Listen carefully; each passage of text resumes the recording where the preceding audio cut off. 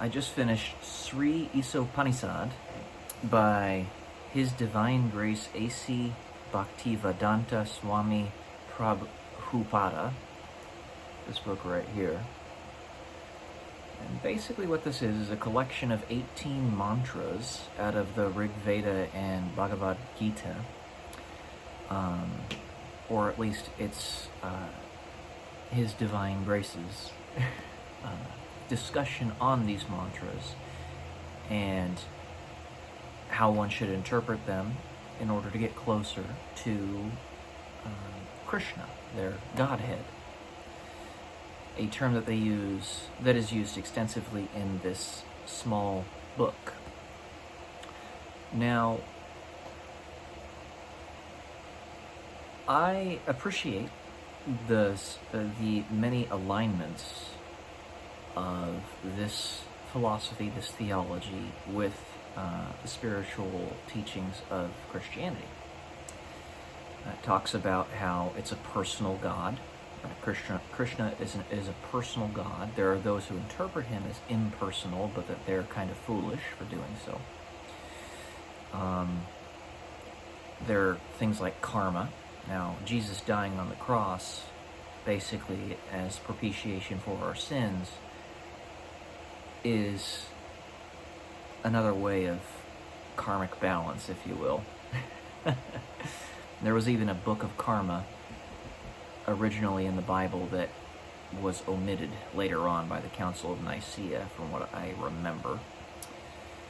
But it's a pretty simple little guidebook, essentially. I read it because I wanted to get a little bit of a better feel of the different theologies of this world, and I think that having gotten enough of an exposure to my personal theology, Christianity, I can better appreciate this. Soon I will be reading the Rig Veda and the Bhagavad Gita as well as the Quran to get a feel more in depth of those spiritual teachings and see where those people are coming from and why. From what I can gather in my understanding in my life so far, there are many spiritual teachings of many different religions that are very compatible with Christianity. There's only a handful that really aren't.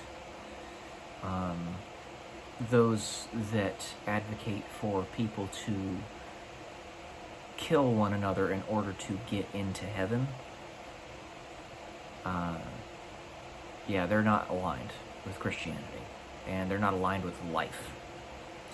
And you guys know what those philosophies are, those theologies are. I'll be reading one of them soon. The next book on my list is, I'll tell you more about this later, but Beowulf. A really old book from around the Middle Ages, or no, I think it's the 1500s. Anyways, nice and short one, but that'll come soon. Sri Isopanisad, basically like a lecture, a little bit longer though. And for those who are interested, it's not a bad read. I enjoyed it. So, while I would say you should probably invest your time in meatier books that might have a little bit more impact on your life, as well as the lives of those around you, this is still a good one if you want to learn a little bit more about different spiritual teachings. Anyways, that's all I got for this one. I will talk to you guys soon. Peace.